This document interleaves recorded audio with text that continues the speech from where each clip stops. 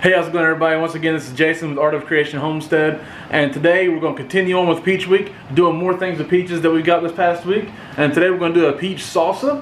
Alright, so we're going to take you over here. The lovely camera lady, who is not the camera lady today, is going to talk to you and show you what we got going on. Okay, so I've already pre-chopped and peeled and all the boring stuff, so you don't have to see it. And here's what we have. Underneath all of this is 8 cups of peeled chopped peaches. This is a good handful of chopped fresh cilantro, and we've never had great luck with cilantro, but we got the slow bolt from Baker Creek and it is amazing. You gotta get some. This is about 1.5 cups of chopped red peppers, sweet peppers, that we froze last year that work out great for salsas. We have about 1.5 cups of small chopped red onion. You want it smaller. See, you want it small chopped. And then here we have 4 chopped jalapenos. You can use jalapenos. We love heat, our stomachs don't, so we are using the jalapenos from Baker Creek. Here we have about 3 cloves of garlic that I have grated. And to this, we are going to add about 1/2 teaspoon of canning and pickling salt. And 3 tablespoons of honey. Here's a little tip for you. To get the sticky honey out of your spoon, spray just a little bit cooking spray, wipe it around in there, and measure out your honey. I get this the right way. Measure out your honey.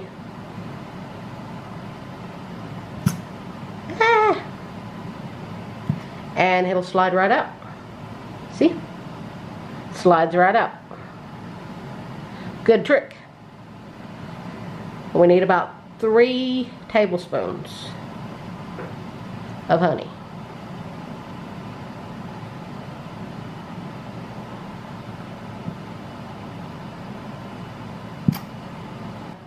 The honey is in, so now we're adding about a scant teaspoon of cumin. We may come back and add just a little bit more because I am a cumin freak. Now we're going to stir it all up. And this is going to be absolutely beautiful. Look at all that color.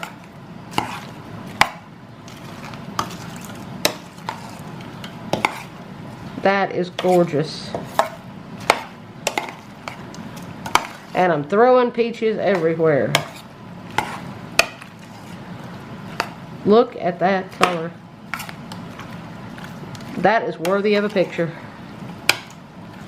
Oh, kind of got a picture of it. It's on camera. Ha ha. There we go. Now we're going to take this over to the stove. Turn it on medium-high heat. Bring it to a boil. But you have to stir it constantly. Oh, almost forgot. Might need that. We might need this. This is 2/3 cup of apple cider vinegar. You need this for the acidity to make it able to be shelf stable and to be able to water bath can it. So that's actually a very important step. You do not want to skip that step. Okay. Now let's trot it over to the stove and see what happens. It's been about 13 minutes, and as you can see, it's at a really good boil. See, you can't stir it down. See, no matter how fast I stir, it still keeps boiling. So that's when you know it's at a good boil. Now, you want to boil it. You want to turn down the heat. I'm turning it down to about medium-low. And you want to let this cook for about 5 minutes or until you see it start to thicken, which should take about 5 minutes, maybe a little less. maybe a little more depending on how high your heat is. And then we'll be back and show you how to process it. Okay, it's been 5 minutes, and as you can see, it's thickened up significantly. And it looks even better. Okay, so now we're going to turn off the heat, and we're going to start loading up our jars. Here I have set up what my mom taught me to do years ago, is a little drip station, so that this pie plate will catch all the drips. And I don't use a ladle usually to dip things out with. I use a mug because you can get more in a mug, and you can fill the jars faster that way. And I have all my tools and everything setting very close to the stove in my little drip pan. So now we're going to start ladling it into the jar.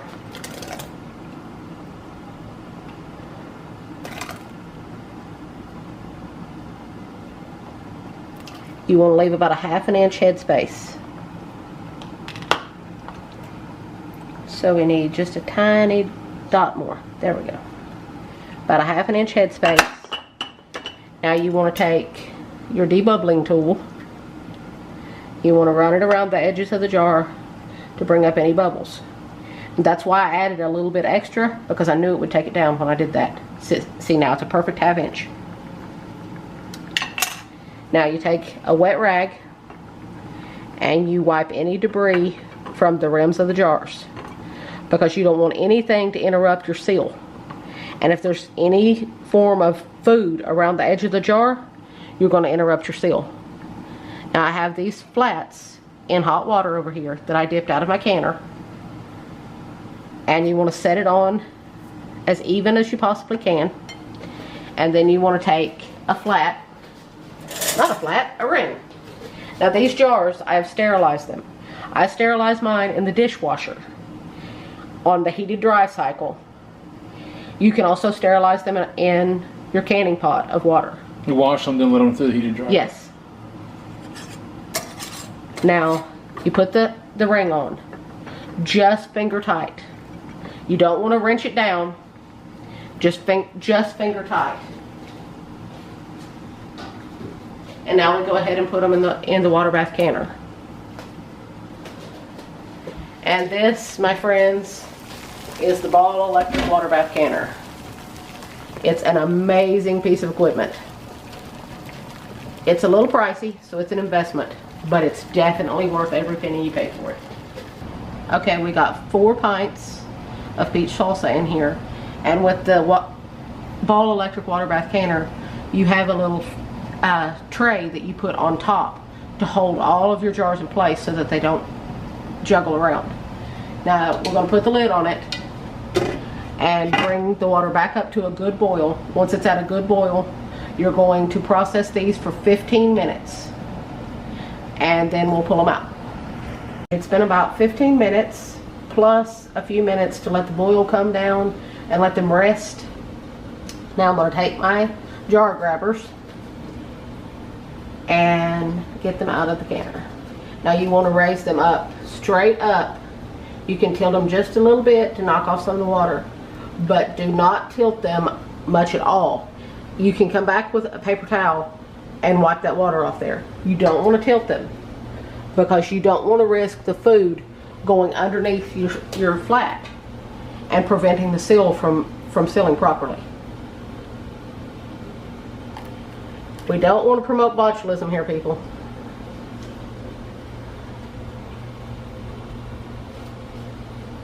And you want to take these out.